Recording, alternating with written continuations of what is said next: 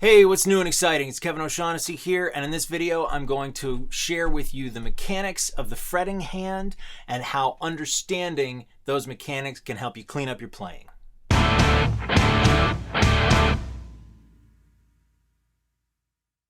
Alright, so if you're new to the channel, my name is Kevin O'Shaughnessy. I'm an independent hard rock recording artist, and my goal is to help determined musicians such as yourself clear out a lot of roadblocks so that you can get to making your music a lot faster. So let's get going with this thing.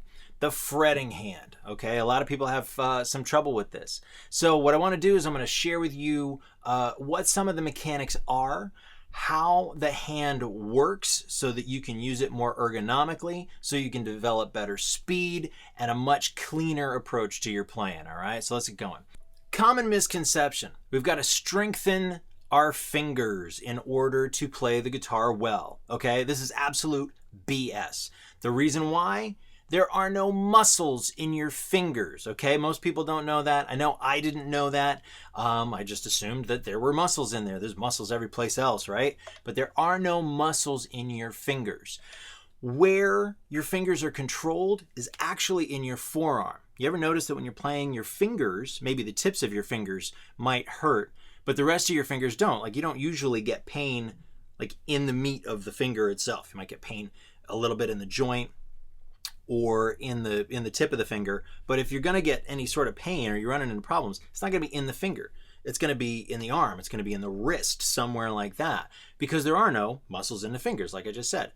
The way it works is we have a collection of muscles in the forearm, and those muscles are connected to tendons which run into the fingers. So how does this all work? Well, it's pretty simple. We've got basically two patterns of motion in the fingers. We've got flexion and extension, okay? So these muscles in the forearm are called flexors because these are the ones that contract to close the fingers.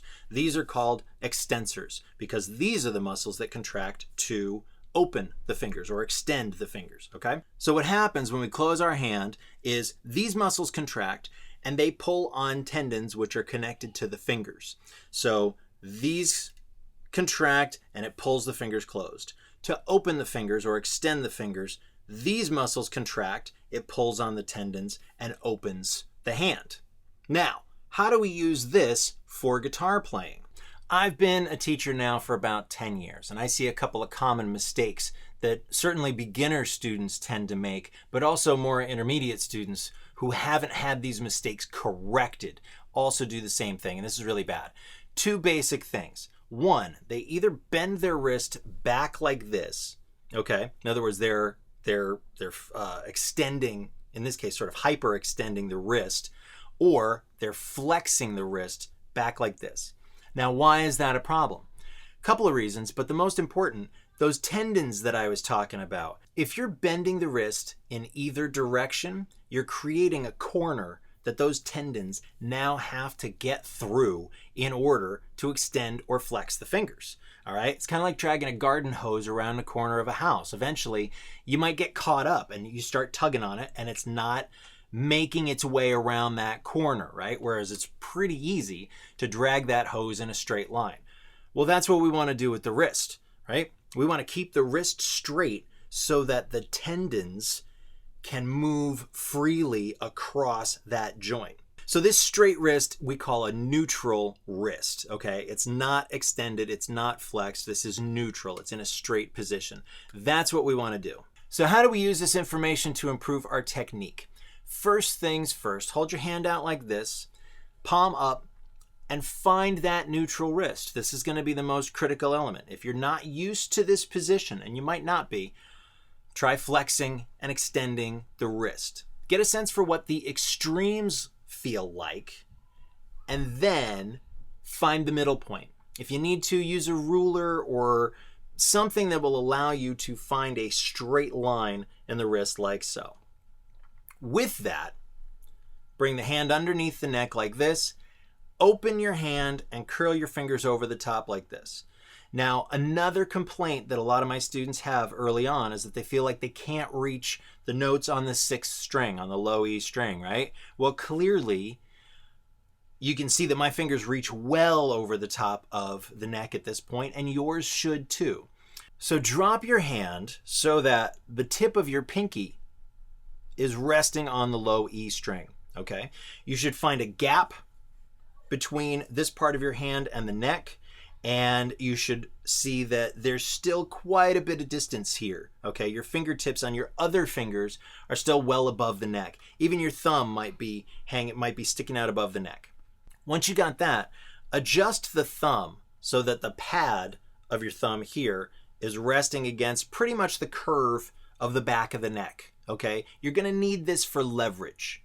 Mind you, you're still keeping a straight wrist. Don't let that bend in either direction, okay? That's bad. That's what's gonna mess you up. So you've got your fingers in place, you've got your thumb in place. Now what I want you to do is curl your fingers so they touch the low E string. Now you should be able to rest all of those fingers on the low E string, and it should feel fairly, if not extremely, comfortable. Okay? That's the important part. I don't care what anybody says. Aside from the brief period in the beginning of playing the guitar where you have to develop calluses on the tips of your fingers, that can sting a little bit. After that, there should be no pain playing the guitar. If there is, you're doing something wrong, okay? It's that simple. It shouldn't hurt. So if it does, there's something wrong and you need to fix it. So once you've got your hand in the right orientation, now you want to start paying attention to what it feels like to move that orientation up and down the neck. Notice that as my hand is down here at the 12th fret, my fingers are basically perpendicular to the neck. As I move to the 1st fret, they're going to angle a little bit, okay?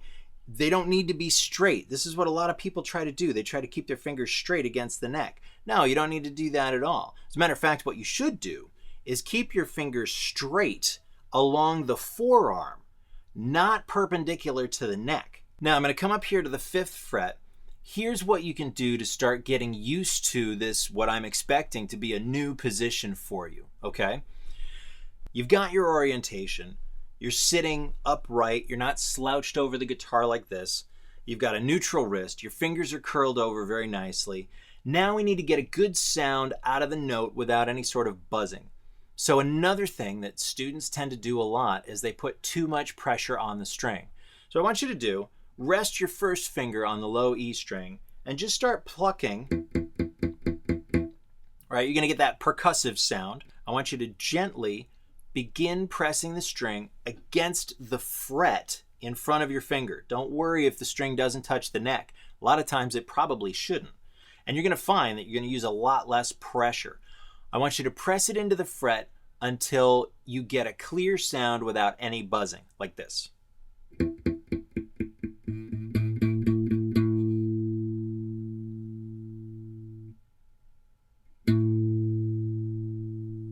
As soon as that buzzing goes away, that's all the pressure you need to apply on the string to get a good sound. And I'm willing to bet that that's probably about half the pressure you're used to using.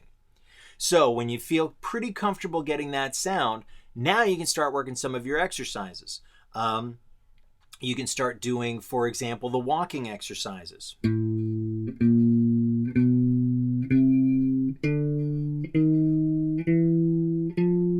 Work that up and down all of the strings, nice and careful and nice and slow, because chances are if you're watching this video, you're trying to reorient your hand into a new position, you're using it differently. You're going to feel like you're going backwards. You know, that's just kind of the name of the game. That's the way it goes. After the walking exercises, you can work on your scales.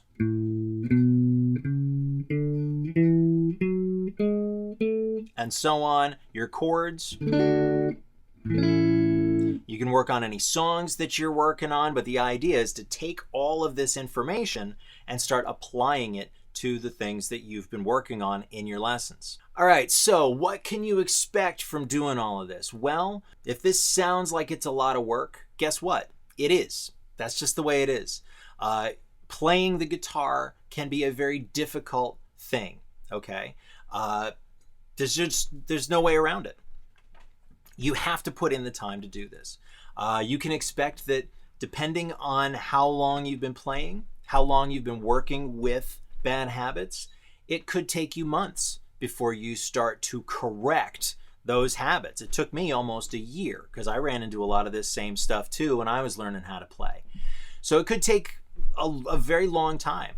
The songs that you knew how to play that you thought you were doing pretty well with, they may sound like crap.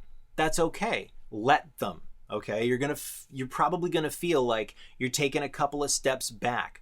That's okay, because you're gonna be able to go further than you thought you could. Okay, and you're not just gonna have to muscle your way through it. You're gonna be able to do it with a good, clean, ergonomic technique. And that's really, really cool. As long as there's no pain, you're probably doing it right.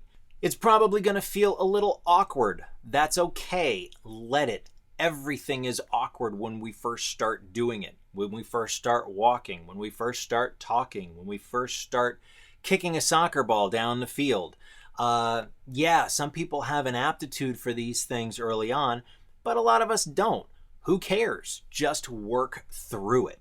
All right, so I hope that serves you. I hope that helps you out. Let me know your experience in the comments, okay? Let me know some of the things that you're having trouble with, or let me know if this video is helping you out. Let me know if there's anything I missed, okay? Every good teacher is still a student. If you guys know something more about this that I should include in future videos, then let me know. If you like it, if it's helpful, share it with your friends, give me a thumbs up, and of course, if you want to get more stuff like this, subscribe to the channel, and I'm looking forward to seeing you in the next video.